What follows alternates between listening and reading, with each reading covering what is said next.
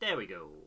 Hello. And we're back. We are back. With the Pale Beyond. The Pale Beyond. You're just repeating everything I'm saying now. You're just repeating everything I'm saying now. That's so funny. Oh my god. Actually hilarious.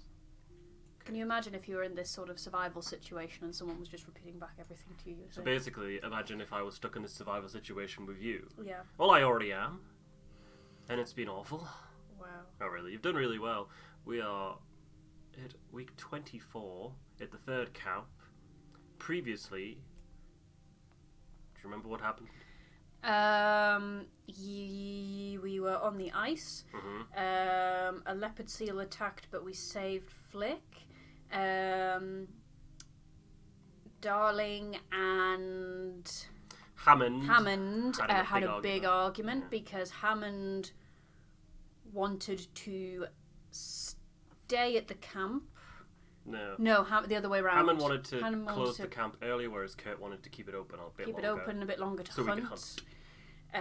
And I sort of sat on the fence about the issue and hummed and hawed, and it culminated in them having a big argument. But then I think we managed to pretty much diffuse the situation.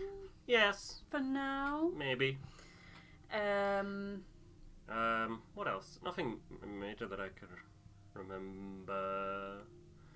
You've almost got everyone's loyalty, and then we locked the camp down for the winter. Yes, we did actually have to do that. So people are going to be freezing for a lot of the time. But we worked out that resource-wise, we should be all right with that happens. We've got enough medical comforts we'll be okay. to see us through. You're saying that like you're the one who manages resources? Well, no, that's my line. I delegate to you. You delegate. You'd be doomed if it weren't for me. So many people would have died. Yeah, that's true. And people will go all the way back to when resource management started and see how you would do. Right. Week 24. It is the third week at third camp, I believe. As you can see, we're hunkered down for the winter. Looks quite cozy. It's probably freezing. Yeah, I know. We have three people who are freezing. Right. So we've obviously got our requests, but we can talk to each person. Do you remember who you are? It's only the minor characters who I use. I mean, you pretty much do the same voice for a lot of them. It's fine. Because it's hard to. Your Grips. You're the talkative one. Let's start from the bottom, shall we, and work our way up. Good idea. Casher and Templeton. Mr. Templeton, you wouldn't happen to have a spare pen, would you? It's so cold. The ink in my own froze up. I'm afraid I have the same issue. Blast it. I'll have to warm it up by the furnace then. Say hello to the doggies. Doggies. Scratch its head. We have a doggy in here today with us. Oh, I don't think he'll be doing any voice lines. Not on demand, anyway. Maybe when he feels like it. Mr. and Mrs. Gloss. I've had to make a more concentrated effort to track the days as of late. By my estimate, we're not even a third of the way through. Yes, I wonder if there will indeed be rescue waiting for us at the end. Harriet, now isn't the time for doom and gloom. Of course, but I can't help but think of the Viscount. The Viscount? Yes, I'm certain they expected rescue to arrive as well. Oh, dear. Who's this? Hammond and Cordell. How's the mutts doing? Overstimulated, bored, cramped. They will grow used to it in time. What is the state of the boiler? Cramped, but it works. Nobody's dying. Good to hear. Thought I heard that one howling through the night. Stanbury? I doubt it. Stanbury is remarkably well behaved. Low bar for those animals. Better behaved than most of this crew. Again, low bar. Junior and Grimley. You notice anything about the doc lately? Since winter started, he seemed off. More than usual. Aye. I think we should have words. Have words. You leave Nutley alone. Tucker and Cavity. Mate, I'm losing track of the days. Not alone there. And you believe we've been holed up here for 3 weeks already? 4 weeks, actually. Oh, shit. You're joking. Afraid not. Shit. A month already. Aye. Okay. Let's take requests for the day. Let's see how everyone's faring. Mr. Zack. I have had it. I've had enough. Night after night, week after week. Those salters. Isaac, some decorum, please. Apologies, but I cannot take their presence any longer. Loud, disruptive, and the mess they leave behind after dinner. I just want some peace and privacy. Is that too much to ask? Captain, I implore that you relocate me to another tent. Anywhere else, as long as it's away from them. So at this point, I just wonder if it might be easier to just move him somewhere else. Depends, because he might not be the only one asking. Okay. And I'm not sure if it would affect Templeton's loyalty or not, but you've got about 20 loyalty above the bar for Templeton, I'd say. Maybe more. What do you think? I'm just worried we're gonna start another argument if he's left. But you say this might become a common thing, people will be asked to move from... Maybe.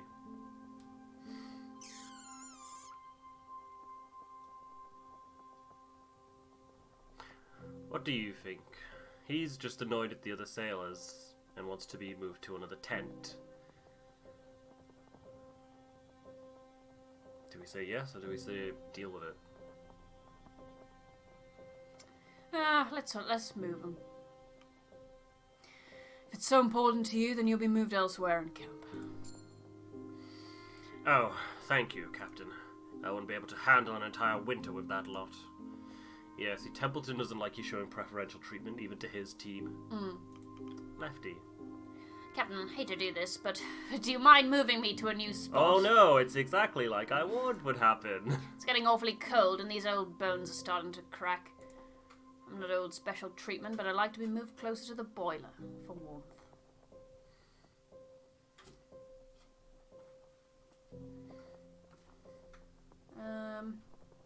Oh, but Lefty's so nice. Yeah. I'm tempted to say, Templeton's gonna hate me. I see no problem with that. You may move immediately. There we go. Thank you, Captain. Winter's been harsh. His accent changed there, didn't it? It did. Grips, that's Oh, you God. again.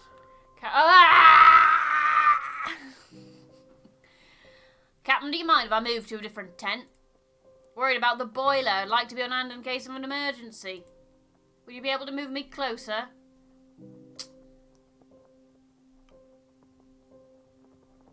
Too late. Hmm? You can't move him because Lefty's already there.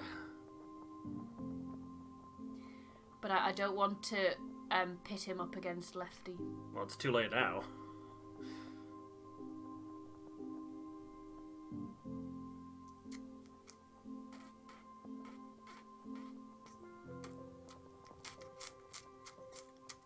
I'm sorry, Grips. I just granted that spot to Lefty. What? He isn't even an engineer. Why should he be placed next to the boiler? Ugh, I knew I should have asked sooner. It's my fault. I won't complain. Demoralized. Oh, no. Sure, Templeton. Need to do something about Arthur. Arthur? The doctor. Right, yes. Dr. Nutley. He doesn't even know his first name. What is that Craven up to now? Can you imagine? What do you mean, Grimley? Since winter started, he seems unwell. He's got mysterious movie wasting disease. He's been demoralized. Oh. You're so mean. I think the pressure is starting to get to him. I'm surprised to see you coming to us with this issue. I didn't take you to show concern to a high-class landborn. He's a good lad. Means well. Besides, he's part of the crew. Hunt picked him out. Well, it's no secret that the good doctor carries a new nervous temperament. Do you think it's beginning to affect his own health? I'm not alone. Junior, Belford, and Darling all think so too. Then it's quite noticeable. Don't worry, Grimley. I'll have words with him. Good. Better sooner than later talk to him. Lad's barely hanging in there. Captain Templeton, I heard through the grapevine our good doctor was having a spot of bother. Indeed. You may just be able to help. You know the boy well, don't you? I should say so. How long have we been on the ice together now? Then you may just be the right man for the job. We're concerned by the doctor's temperament. He's slowing down in his work, and may threaten stopping altogether. Well, his own health comes above his work, wouldn't you agree? Both are a matter of grave importance. You will speak with him, then? I'm afraid that might be beyond me, Richard. What?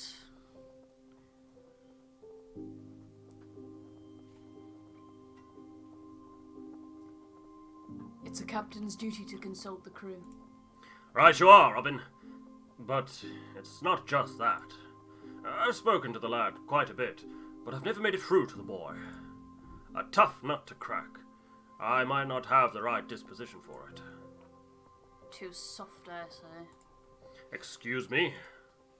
You treat him too softly. The young man's a doctor. He does not need to be handled with gloves. What he needs is someone to remind him of the duty behind his role. No sugared words. The boy's temperament is hanging by a thread, and you want Shaw to approach with a saw. You said it yourself. The gentle method proves ineffective. I said no such thing. Kurt is right. Nutley requires encouragement more than anything. Thank you, Captain. There's no need to put more pressure on the lad. Encouragement, yes. But Let's emphasize, do you think? But let's emphasize what's required of him. I trust your judgment, Captain. Best leave the talk until after dinner. No need to interrupt his work further. Please let me know how you fare, Captain. Best of luck. God, what a prick. Templeton, not sure. It's like we know from talking to him that he likes encouragement. Yeah. Lost a lot of his loyalty there. Oh well. Okay. Got some holes in the patches. Let's seal them up. Let me just quickly raise the temperature. Raise the... Ooh, he's demoralized. Who's demoralized? Grips! No! Bollocks. That's one person. Do I have anything that can cure demoralized? I think I do. For the hoosh pot. If I put a leopard seal in the hoosh pot, it cures demoralization. There we go. Okay, that's that problem sorted. Let's cure some freezing.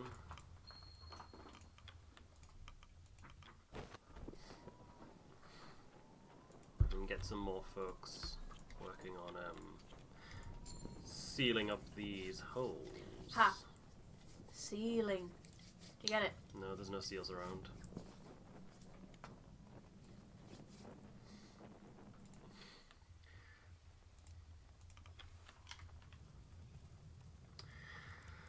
Oh, fuel. I'll pop an elephant seal in just to deal with freezing. As for the hoosh pot, I'll just pop I'm gonna pop these little fuckers in. That should do us for the week. Alright, let's have a chat with some people. Grips and Dick. About a quarter of the way into winter by my count. You have a different count by any chance?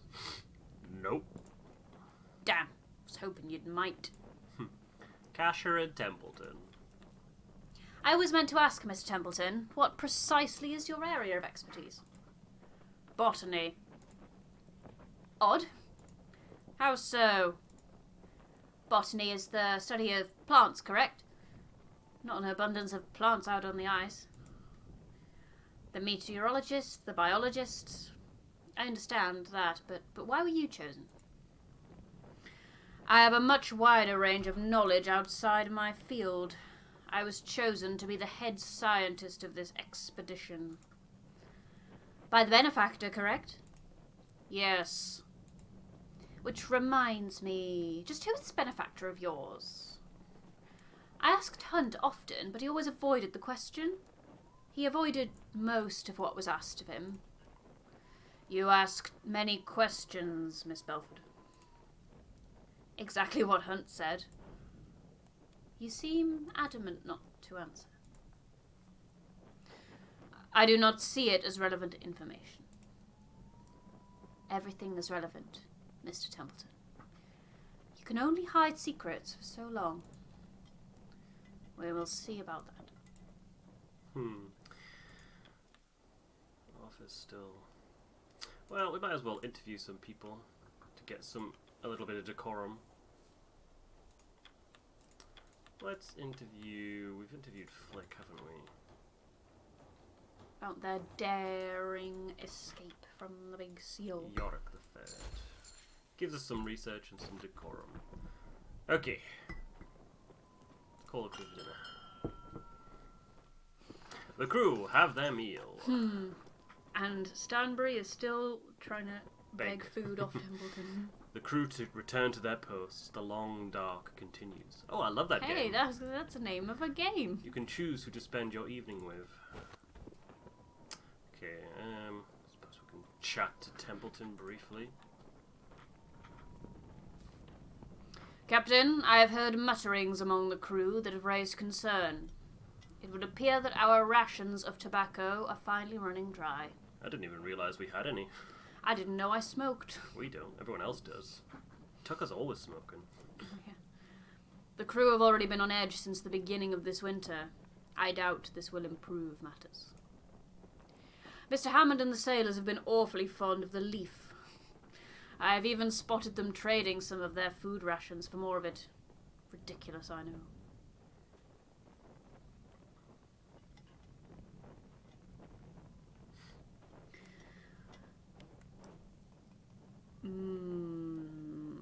So you see, I want to get Templeton's loyalty back a little bit. You still have his loyalty. Yes, it's just but I... right on the cusp. So I might say... Because he thinks it's ridiculous. You never know with Templeton. He's quite loyal to the Apperton Company, isn't he? Yeah. The Apperton Company did well to supply us this long, at least. Yes, it was remarkable it was even able to last as long as it has. That was very strategic. It was. I'm being very Machiavellian now. Hunt must have consumed a quarter of the supply in his time on the ship alone. That lot are quite addicted to it. A simple plant carries so much control over them. Personally, I never much cared for it. I tend to avoid any substance that could affect my body chemistry. Doesn't he drink loads of coffee? Yeah. He's such a hypocrite. Caffeine, famously. Yeah, oh. Still, I have an odd respect for the leaf. There is something admirable about a plant that can steer human behaviour so strongly. No wonder our benefactor saw it wise to supply them in abundance. God, he's fun, isn't he?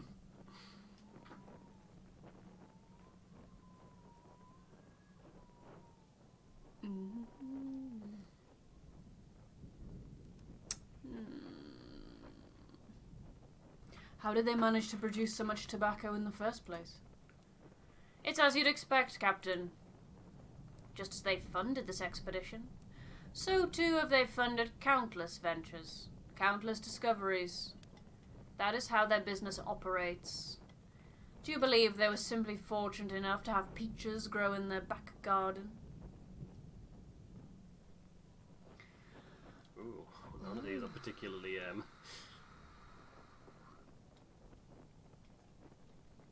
I've dealt with similar companies in my time, Templeton. Many cut corners, focus on quantity over quality. It is a shame that the two are not inclusive, but that is an unfortunate reality of our world. If some flavour is sacrificed in the name of providing such a necessity to the masses, then I would consider that an overall positive, no? You may have your doubts, Captain, I understand that. Do I approve of their eagerness to mine natural resources? To sell them off at the cost they do? No. However, I also understand that the commodification is the vehicle to scientific study. I have all the money I need to research these plants. I have seen several breakthroughs and discoveries that would not be possible without their financial aid. If in return I must provide them with a commodity to mass produce and sell off, then so be it. I consider that a mutually beneficial arrangement for all involved. You seem truly passionate about this. I have spent a great deal of time questioning this arrangement, Captain. Do not think I simply took a paycheck blindly. I've weighed my options time and time again, and I know the good fortune our benefactor has afforded us. I apologize, Captain. It's not like me to ramble like this. I suppose the tension of this winter has begun to affect me as well. Perhaps a cigarette would even help myself. Perhaps I simply need a good night's rest. Good evening, Captain. That's the most we've ever gotten out of him. No, he's had a few coffees, I think. Yeah, we don't have any coffee. Right, let's see what's going on with the dock. Just check something. Captain. Is there an issue?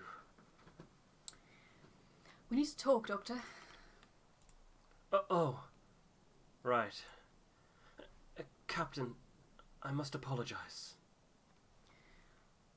For what? I know I'm not what you would have asked for in a ship doctor.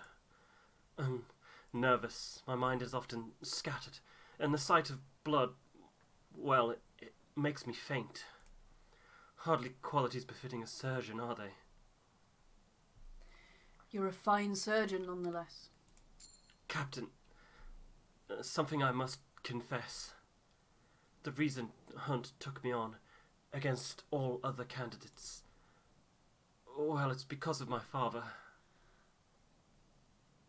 Your father? Yes. Well, you see, my father was Hunt's barber. They were quite friendly, and, well, my father called in a favour.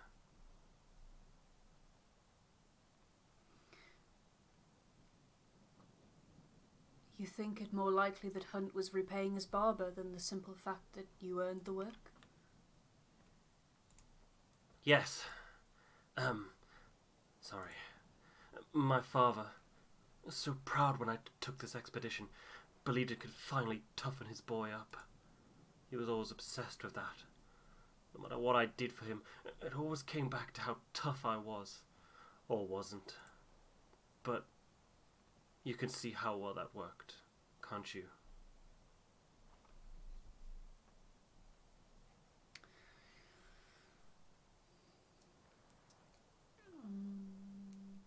I've had no issue with your work.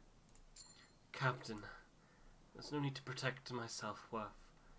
I know where I stand. Some of the crew have been quite kind to me. Too kind. But whether it's harsh words from Templeton or pats on the back from Kurt, their eyes are all the same when they look at me. A burden. A mouth to feed.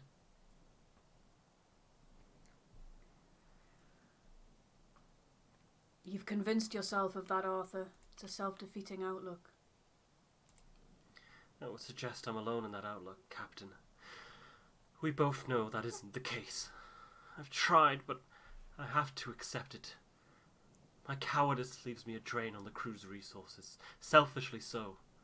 Perhaps it's better of me to... You best not be suggesting what I think you are. No. I'm not. Of course I'm not. I suppose I've been acting foolish. Now isn't the time to lose my nerves. What remained of them. I'm sorry for worrying you, Captain. Nutley walks off, making his way back to his tent. Clearly much is on the doctor's mind. Yeah, I think if you don't have his loyalty, he just wanders off into the storm. And dies. And then we'd be fucked, because we wouldn't have a doctor. He is so important to this expedition. He is what I am using to cling to. The knowledge that if anyone gets too sick, I can just use the doc to cure them. He's got imposter syndrome. Yes, he does. Much like many people I know. 2 Johns Tucker and Cavity. 2 Johns, wait till you hear this. The winter's finally taken Tucker. Oh, what now? It's nothing. Man's so lonely he started talking to the woman on the tin cans. Oh, she's got an elusive look. It's a bloody drawing, Tucker. But what's her story? Once upon a time, someone needed to put a face on their tinned peach can. The end. Don't take Tucker to one of them galleries. He'll lose his bloody mind. All right, that's enough. We're not even halfway through the winter yet. Tashi and Rudstar. Oh, he's so pressed up against that lamp. Trying to read. Oh, it's too dark for anything like that. Missing your home, aren't you? Wherever that is. Not long now. But we can hope. Tashi's interesting, because none of the other sailors seem to be able to read. But Tashi can. But you never really learn much about him. Tell me more? Tell me more. Okay, that's it for the week, I think.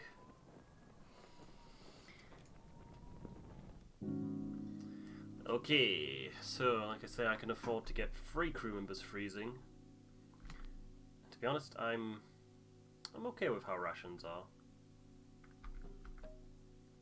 I think we could stick with our current ration. We've got so many leopard seals, it's actually ridiculous. We really did, like, go all out. We just, like, got attacked by 1 leopard seal and then we're like, right, that's it! He tried to kill Flick. No, our Dick chick is freezing. freezing again. No, why does this keep happening to us?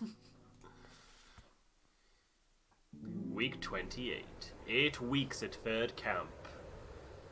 God, we've been here 2 months. Oh, getting a bit chilly, innit? Freezing. Flick and Mr. Zack. Winter can't be over soon enough. This is the longest I've gone without any proper exercise. Well, winter has granted me plenty of time to read by lamplight. Perhaps one should use this time to exercise their mind instead. Hells. What? That's the most obnoxious thing you've said so far. It's almost impressive. Hammond and Templeton. Mr. Hammond, in my hands is a write-up I've been working on over the winter, intended for our benefactor. It would be good for you to have a look over the material. Let me know if there's anything missing. Aye, sure thing. Oh, without dripping oil everywhere if you can. My research is quite important. And my work isn't? Of course it is. Could you attempt to clean your hands at least? With what? Bloody ice water. Certainly have a cloth somewhere. Here, take this as your own. Aye, thanks. That hand cloth was actually embroidered by... Don't care. Fairness. Let's raise the heat. He's one of the ones who's freezing, he'll be fine. And I'll pop an elephant seal in there. I forgot his name was Dick Flogs. Dick Flogs and what's the other one? Grips. And Gripstick. Gripstick. What's on the menu? Seals, some fish, and probably some more seals. A lot of omega-3. We can survive on just seal meat, can't we? Probably. Yeah, I'm sure it's fine. Alright, let's take requests. If there's anything. Tucker! Captain! Demolin. Mr. Higgs? Ah, call me Tucker. Mr. Higgs is fine. Is there something you require? Must be nerve-wracking in here all day. Well, I say D. Can't tell what time it is anymore, can you? I suppose not, but Must fry your head, Captain, does it?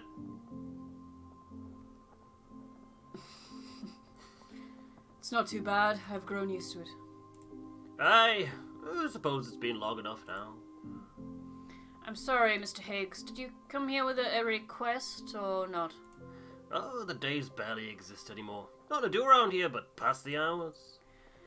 So, you have nothing to request? Nah. You've simply come here to make idle chatter? Aye, nothing better to do. Captain...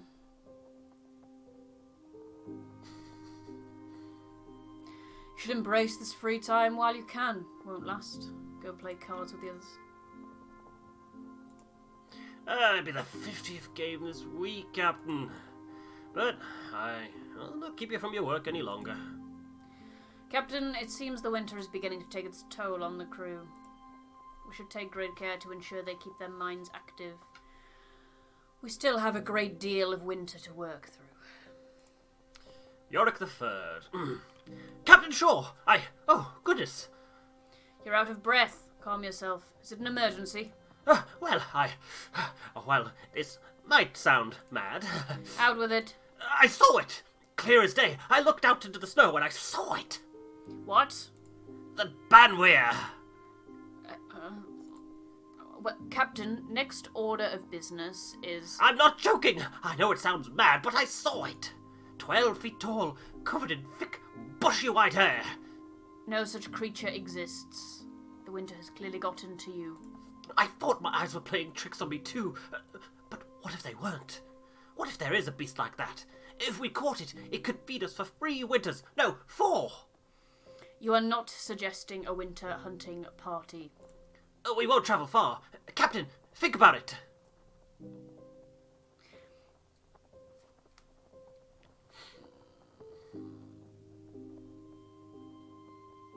That is far too dangerous for a simple whim. Absolutely not. Absolutely not. But, Captain! That is enough. We will not hear another word of it. Very well.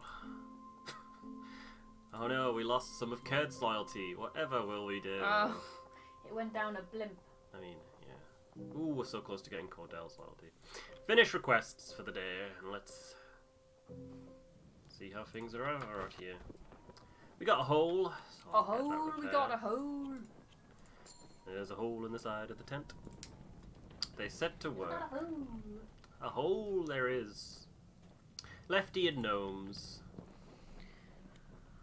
Oi, old man. Today's your birthday, isn't it? Surprised you still know what day it is. But aye, these old bones grow even older.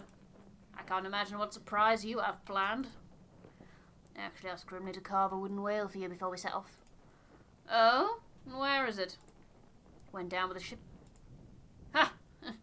Well, it's the thought that counts. Oh, that's sad. Let's interview someone. Let's go with Cavity. Let's go with one. We already interviewed Rudstar about his ghost son.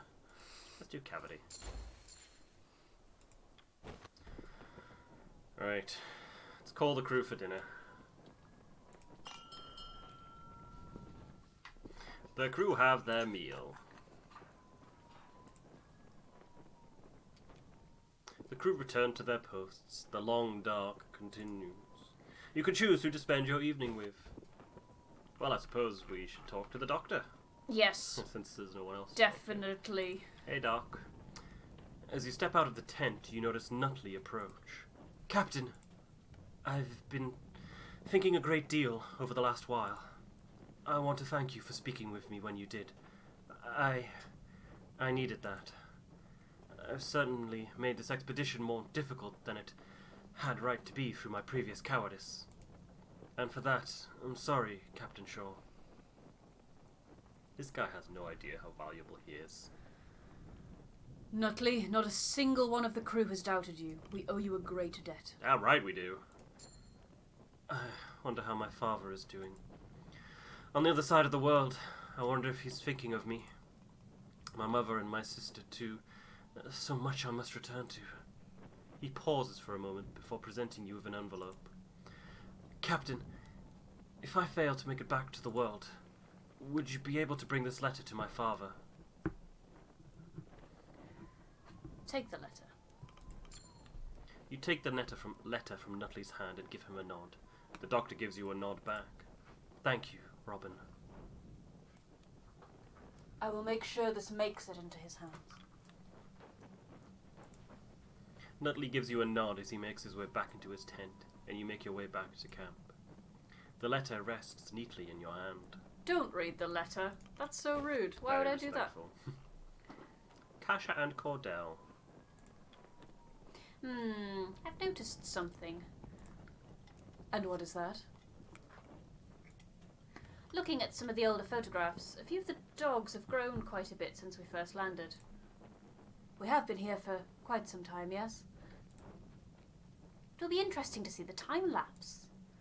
Do not expect the rest of us to grow taller as well. But that reminds me, I've never interviewed you yet. And you just might be the most interesting member of the crew. I am not a member of the crew. There is no need to interview me. I disagree. Is that so? There's too much I'm curious on. What led to the dog handling? Why the accent? Why are you Lady Cordell? You do recall the figure of speech regarding curiosity and the cat, yes? I thought you were more of a dog person. That was a joke. I am aware. I take it then that you're not interested in answering my questions. Not in the slightest. Understood?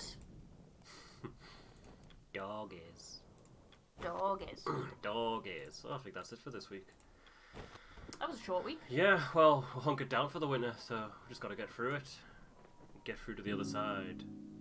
Okay, I think I've got one elephant seal left, so I'll let one person develop freezing and then cure them in week 29.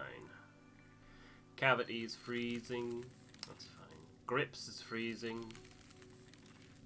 Flick is now freezing. It's always dick or grips. If it's not your dick, it's your grips. That's what I always say. Week 32, 12 weeks at third camp. That's been another 4 weeks.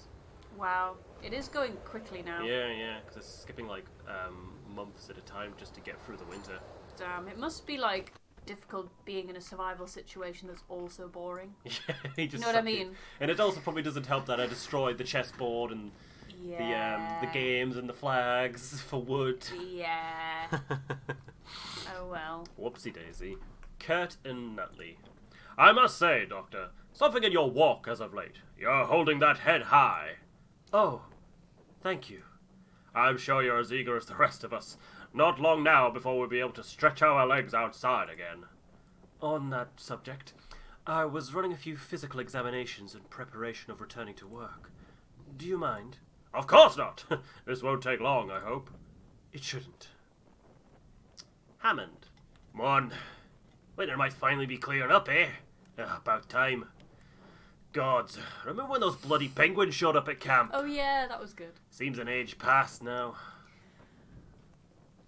Feeling nostalgic? Not on your life. Can't wait to get moving again. Tucker and Lefty. Ah, you smell that, Lefty? Can't smell anything.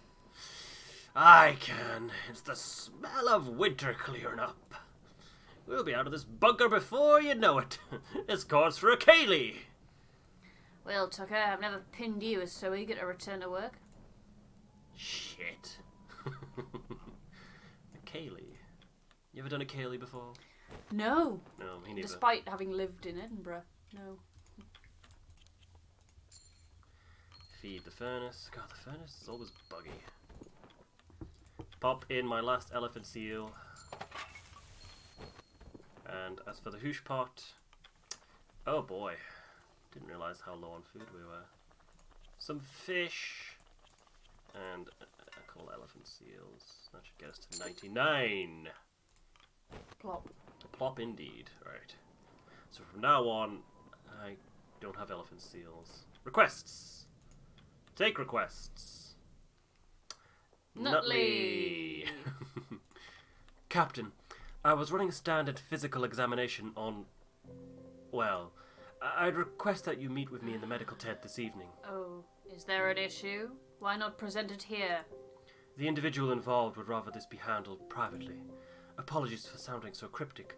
Just later, after dinner. Templeton does not understand patient-doctor Does confidentiality. Doesn't understand privacy either. I must admit I am curious to what issue the doctor has encountered that requires your summons. Well, I needn't pry. Private matter is a private matter. Yes, it is. Guarantee he's gonna pry. Cavity and Yorick the Third. I can feel it. I can see it. The warm light at the end of the tunnel. Good for you. As far as I can tell, it's still dark as shit. Ah, it's a metaphorical light. Winter has almost passed us. About time. Call the crew for dinner, and then we'll talk to the doc. The crew have their meal. The crew return to their posts. The long dark continues. You can choose who to spend your evening with. Hammond and Templeton. What's with you? You've got a keen eye on the medical tent. It's nothing that concerns you. Or you, apparently. Are you bothered you're being shut out of a meeting for once? Ha! You are! I don't care much for secrecy. Coming from you, that's bloody rich. I love that Hammond always calls him out on his bullshit. Right, lads. Nutley and Kurt. Ah, Captain, don't let the cold in. Captain Shaw, to what do we owe the visit? Ah, Kasha, this is actually a private matter. Do you mind giving us the tent for a moment? Very well. Kasha exits. Sorry, I don't think this is worth getting the crew worried over. What did you find, Nutley? I noticed an arrhythmia in his heart. It's difficult to determine the cause without further examination, but as it stands, my current diagnosis is cardiomyopathy. Years of adventure finally catching up with the old ticker, eh? Well, it could be genetic. Bah! That's just a guess still. Some unusual rhythm is no issue. Have you experienced shortness of breath while sitting down? Well, fatigue, a sudden cough when you lie down, dizziness. I noticed some swelling in your ankles as well. Who's to say that? Kurt, please. I'm trying to help. Yes, I've experienced it. What does this mean? Well, it's manageable, but you will have to take it easy for the rest of the expedition. Bah! No more hauling equipment? Very well. If you're offered a drink by the crew, refuse. Tough, but fair. And, well, it's my belief that Kurt is not fit to lead a lifeboat once we set off. Now, Doctor, that's just not possible. I'm the navigator. You can't honestly expect anyone else to handle that sort of duty. You can at least provide guidance, Kurt. Yes, but leading the boats are a separate matter entirely. I can't foreplan the entire sail. Your health comes first, Kurt. The entire crew's health is at risk if I'm not navigating those boats. Kurt, I won't mince words. You could die. We all could. Bah, I don't want to argue with you, Arthur. We won't be getting anywhere doing so. It's up to you, Captain. That's true. Do you think it worth the risk? Kurt, you're not fit to lead the boats. I order you to rest. But, I won't argue. I trust your judgment. Both of you. Thank you for seeing reason, Kurt. And thank you, Doctor. It was a good catch. Oh, and let's not tell the crew about this, shall we? I don't need them fussing over it, and a man is due his privacy. I'll respect that. I suppose I should get an early night, then. Kurt exits. Well... Yeah.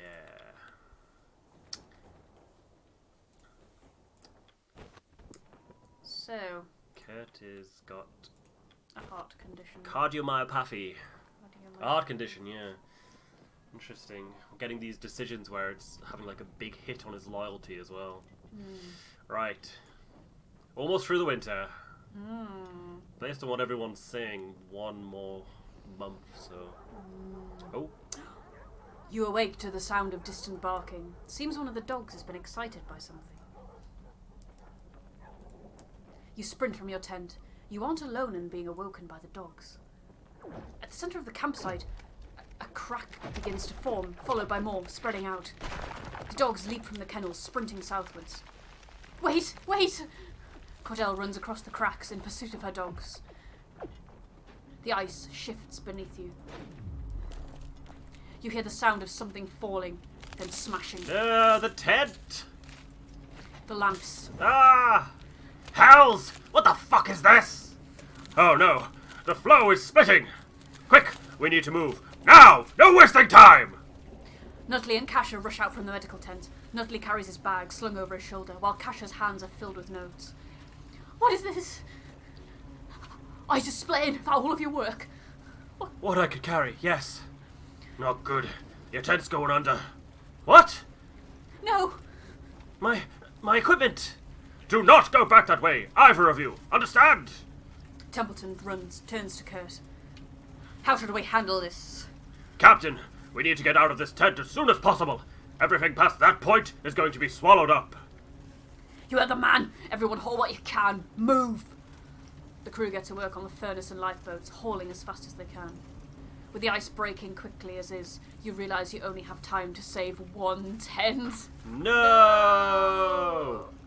Okay, so we can inspect each tent. Okay. Inspect the medical tent. Kasha and Nutley have saved what they could. There is still the doctor's medical tools, an assortment of medical comforts to be saved. Okay. Inspect the kennels. One of Cordell's dogs howls in fear. You see the digging tools for the hunts, a worn bolt-action rifle, a handheld rocket flare are still trapped inside. The supplies tent. Julia and Hammond have saved what is already in the hoosh and furnace. Okay. The remainder of the hunted leopard seals, the heavy sacks of coal biscuits, the engineering tools, and beginning to sink below. Shit. So it's between... Okay. Well, I feel like you're already quite biased towards one decision based on the fact that there's a dog stuck on this ice floor. I can't... So, I don't want to make this decision. if we lose the medical tent, we lose all of our medical comforts. Yeah. And the doctor's equipment, which means you can only cure one person at a time. Yeah. If we lose the kennels, we lose our rifle. We lose our rifle, our digging tools, and one of the dogs. And if we lose the supplies, we lose, well, we only had one lot of coal left anyway, and our leopard seals. Just leave them behind. Alright, no, we gotta pick at least one. But I'm assuming I already know which one you want to pick. Oh, it's gonna, Look, the thing about it is we'll make sure not only will rescue dog, we'll also get the rifle, and I can use the rifle to hunt more. Yeah, and also can you make more medical comforts? Maybe. I'll still have the scientists. Will Nutley try and throw himself into the blizzard No, again? Because I no, can't cope with no. that because I really like him. We've Saved Nutley. Yeah, we've saved Nutley now. Quote unquote saved. Yeah. His event has come and gone and he's fine. Right, okay. Oh, let's save the dog and the... Right, okay, let's do it. Two Johns likes the dogs. Two Johns crosses the gap to rescue the hunting supplies. The ice splits further, the tents sink below. No! Can it be the last? I'm sorry. It's all gone! It's all gone! The crew barely make it out from the burning top. A Oh my sustained god. burns and bruises from the frantic escape. Oh, and all my medical comforts and doctor's tools. They're all so gone. Sorry. They're all gone. Shit. Are we fucked? Does this bit always happen? Yeah. Okay. Yeah. It's not like Week. some decision I made. No, 4 no, minutes no. happened. 37. 1 week at 4th camp. We've settled a new camp by the shore. Captain Shaw, personal log. Week 29. New camp has been formed in the aftermath of the ice split at the close of winter. However, the crew cannot rest at this time. After a long journey, the shore has been reached. In the coming week, the crew will sail out on the lifeboats in search of proper land. Soon, this ice shall be left behind. The ice split. The ice split proved to be a truly traumatic experience for the crew. The fact that the crew escaped with all lives intact is nothing short of extraordinary.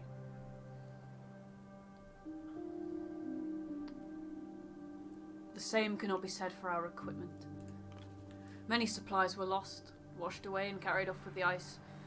One can only hope they no longer prove a necessity in the final stretch of this expedition. The open sea sail. The crew has reached the shore, but now a great challenge presents itself. The ice beneath our feet will not hold for much longer. It is destined to break apart and tear as it did before. Solid ground must be reached in search of a point of rescue. To that end, the crew must sail out onto the open sea. I trust the crew's capabilities. A team of fit and well-experienced sailors, alongside a navigator of the caliber of Curt Darling, although it may seem daunting, this sail may prove to be the most comfortable task for the crew. Sailing is their lifeblood, and they are more equipped for this than they are anything else. Sign. Oh, heck. Okay. Did he even save the dog? Yeah, he did. So we've still got 14 dogs, see. Christ on a cracker. Right.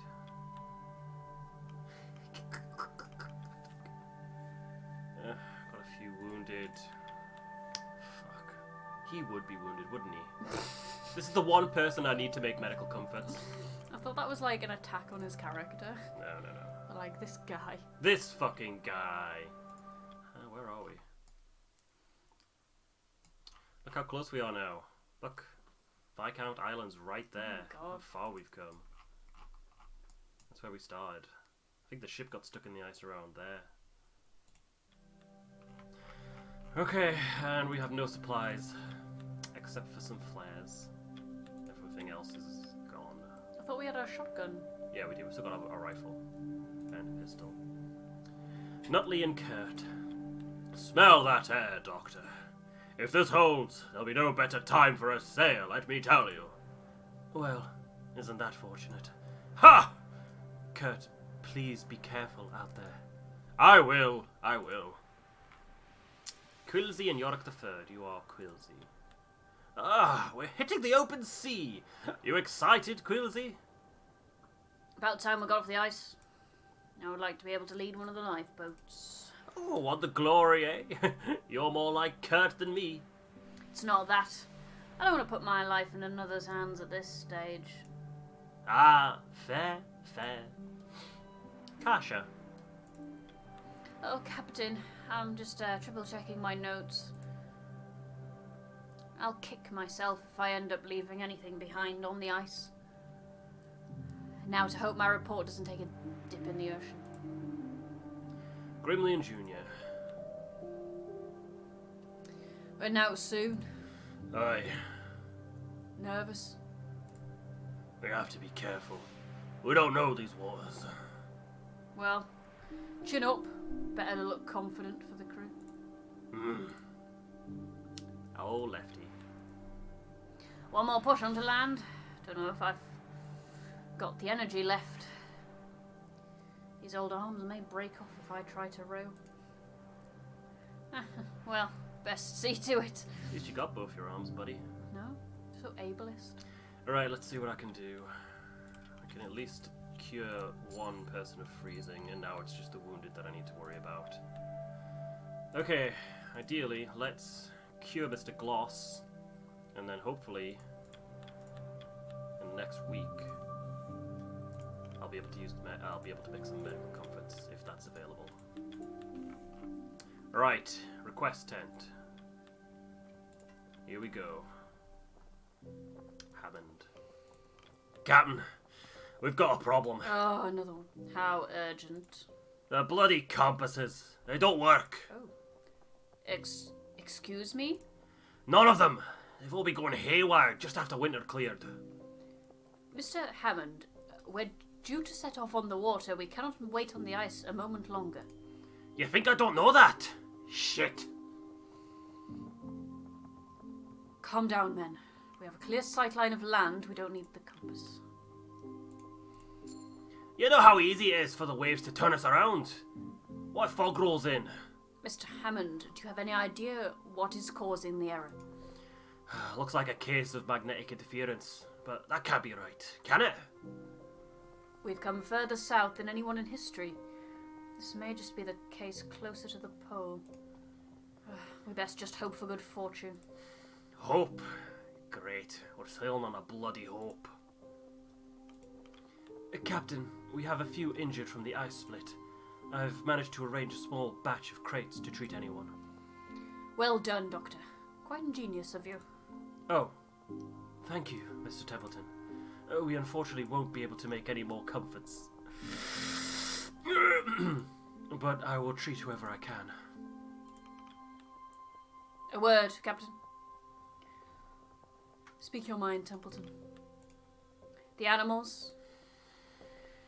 In all my years, I don't believe I've ever heard of dogs being able to sail the Silver Seas. Have you? I don't have time for your riddles. Spit it out.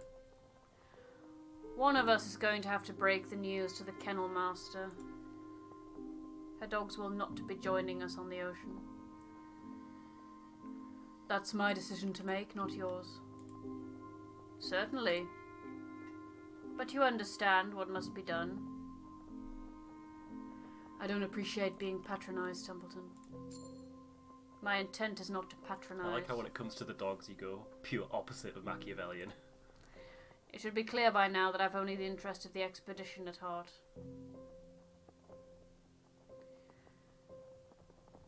Trust me, you've made that very clear. Good.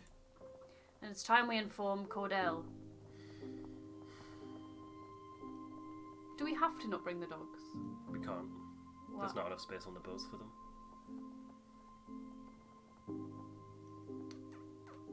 Does this always happen? Yeah. Okay.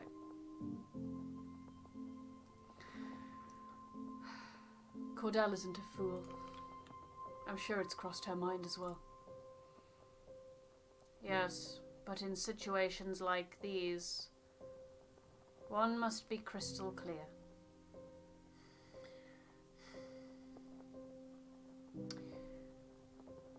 I should probably speak to her, shouldn't I? You probably should, you're the captain. I'll do it then. This requires tact. Low-key insulting Templeton there. This requires tact, Templeton.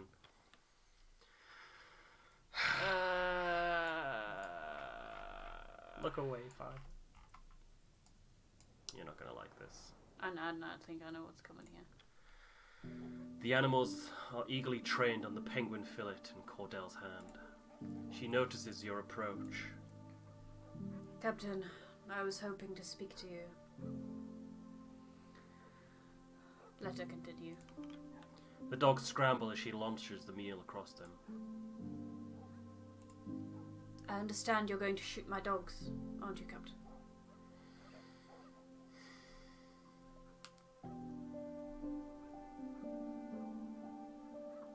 Don't look at me like that.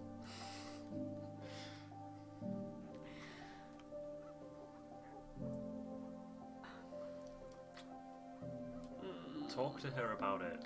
I wanted your opinion on the matter first. Is that so? Here you go. She looks out across the animals. I'm no fool. I just don't want them to suffer. They've been through so much already.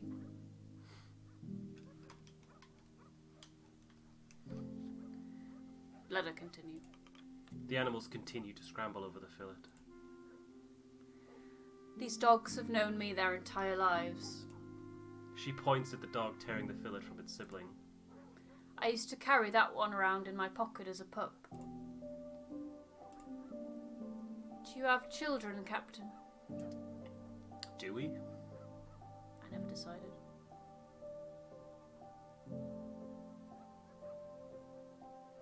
Do you see these creatures as your children?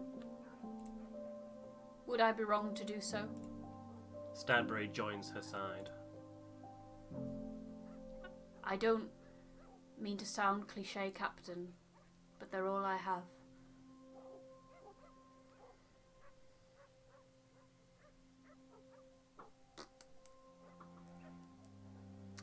I don't know. Well, definitely not this one. Well, obviously not. You have us, but you can't help more animals if you're dead. Maybe you have us. What do you want to say? I mean, she's made it clear she doesn't like the crew very much, but you did just earn our loyalty, so... You can't help more animals if you're dead.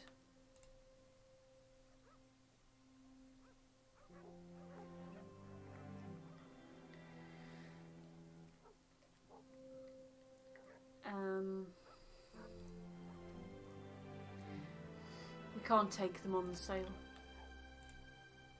There simply isn't enough room, I know. So, what's to happen to them?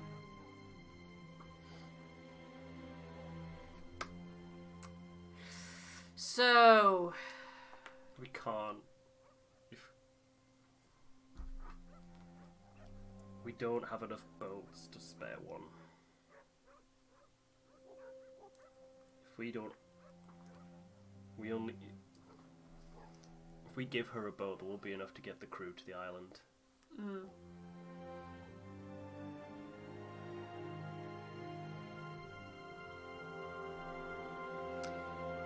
And then, if they stay here... Out on the ice, nothing to hunt or eat. Yeah, they'll die. Yeah. There's a dog on my knee right now who's like staring at me as if he knows exactly what's going on. What was the decision being He's made? giving me such a judgmental look. And I just... You can't... I've got headphones on, so he can't even hear. Don't look at me like this.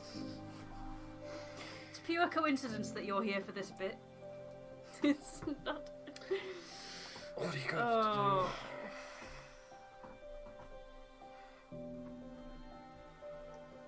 Could have fucking rescued the medical tent, couldn't I? Couldn't leave the dog to die.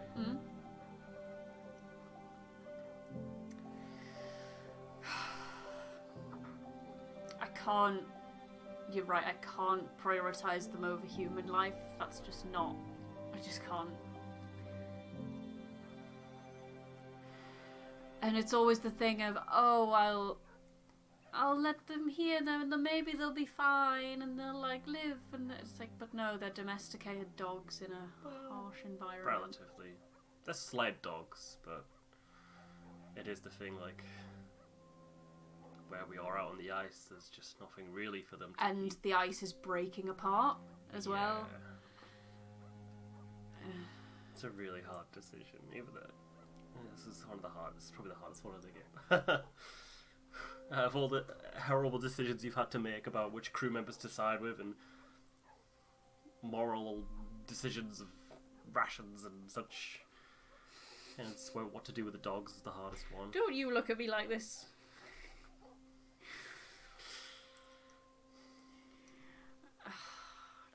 You know what has to happen. I don't want to say it. You're the captain. Oh my god, man.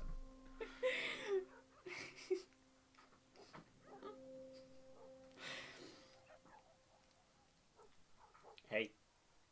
Yeah, that'll do. Okay. And she said she didn't want them to suffer. Yeah. And she knows if they stay on the ice that they're going to suffer. Yeah.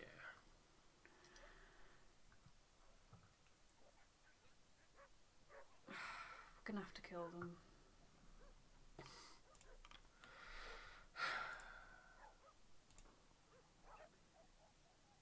Back of the head. Sever the spinal cord. Don't let them suffer.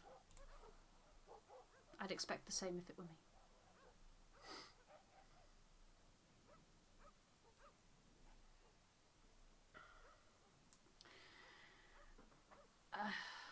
I mean, she knows sparing them starvation on the ice is a mercy, doesn't she? She knows that already. I should do it myself, shouldn't I? Really, yeah. I'll see to it myself. You begin to make your leave. Robin? Yes? I'm ashamed to ask it, but I implore you this one mercy. She ruffles Stanbury. May I keep one? Just one.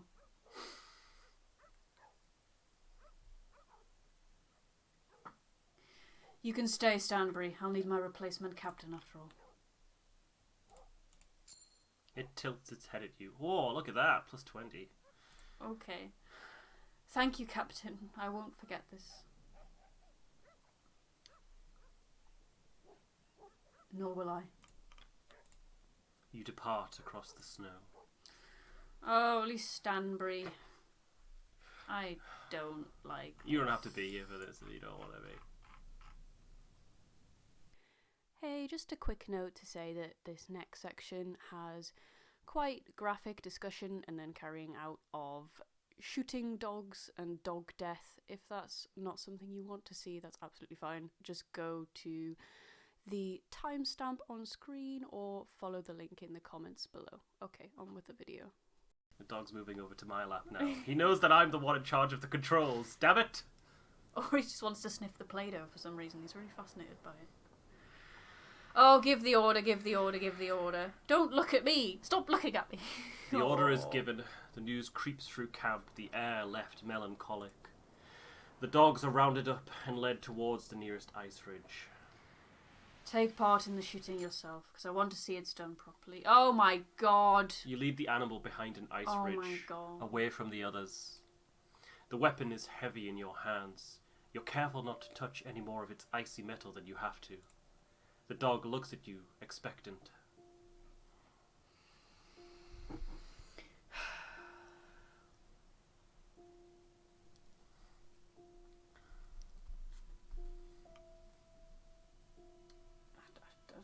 I didn't know it would go into this, like, this level of detail.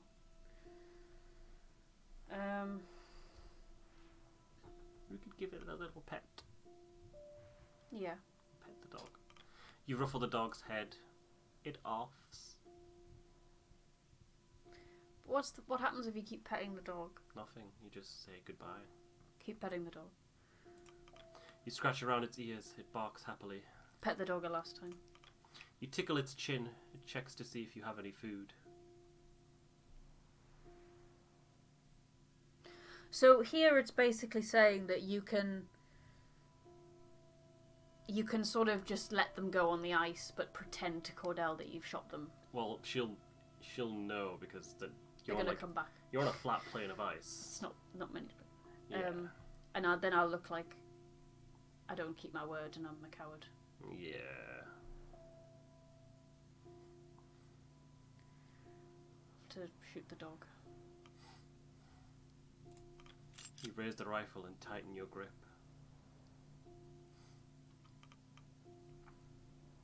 Why is there the option to say don't look at me like that?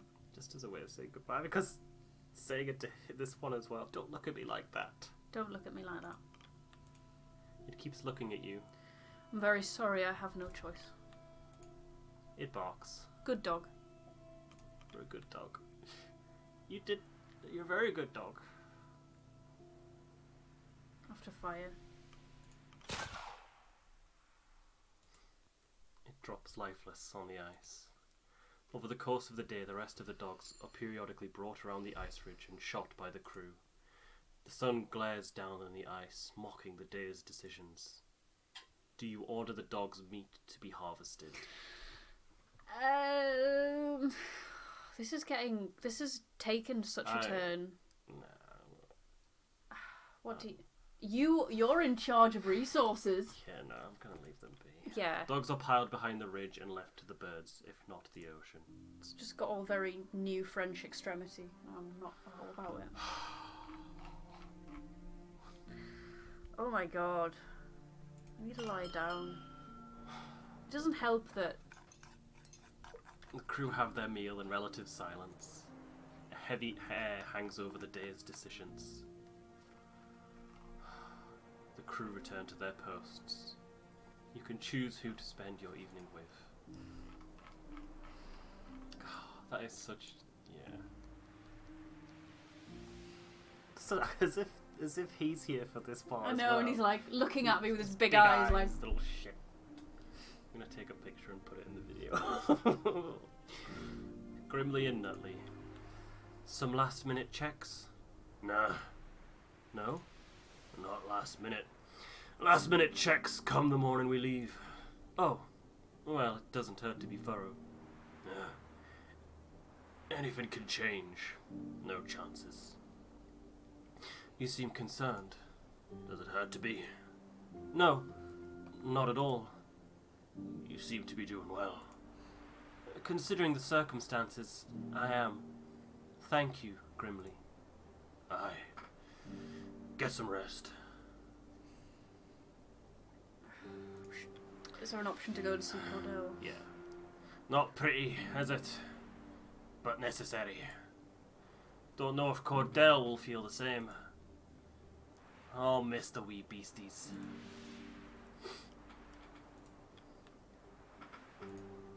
There. It's okay, Stanbury. Evening, Cordell. Stanbury. Stanbury stays behind their master, softly whimpering. I'm sorry if I'm disturbing you at a difficult time. I just thought I should pry. Check in. I'm sorry, I'll leave you be. Belford, wait. I apologise. May I ask you a question? Are the dogs included in that report of yours? Well, yes. I do have them listed by name. I've taken records of their shifts. But that's about it. I don't know much of the pack beyond that. Would you like to? I can tell you how they lived. Perhaps creatures such as they are less deserving to be eulogized. I disagree. Your dogs kept this crew alive, didn't they? They have just as much claim as being heroes and explorers than any of us. And we repay them with the mercy of a quick death. Hardly seems a fair trade, does it? I'm sorry. You did not pull a trigger. Nor would I begrudge you if you did. It was a necessary act. Still. Tell me about them. I wish to know more. Well, I suppose I should start with Stanbury, should I? Not... Stanbury is... Stanbury is... I bet Stanbury has stinky breath. Yeah. All the fish they were eating. I don't know, fucking hell. Templeton. Well, that was some grisly business. But it's done now. Those creatures will be granted a greater peace than could be imagined on the ice.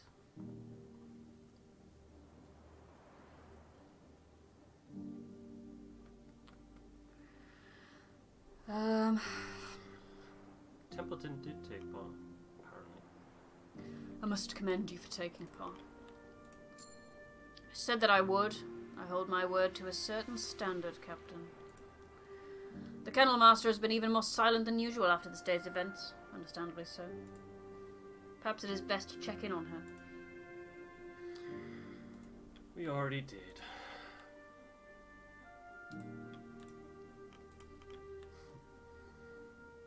Well, this week sucked. Let's get to the next one. Maybe it'll be better. This week fucking sucked.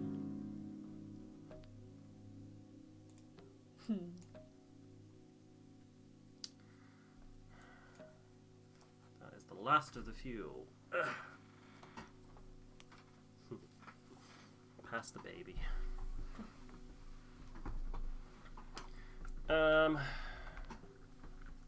One crew member will develop freezing. I can cure that with the boiler. 4 people being frozen is bad.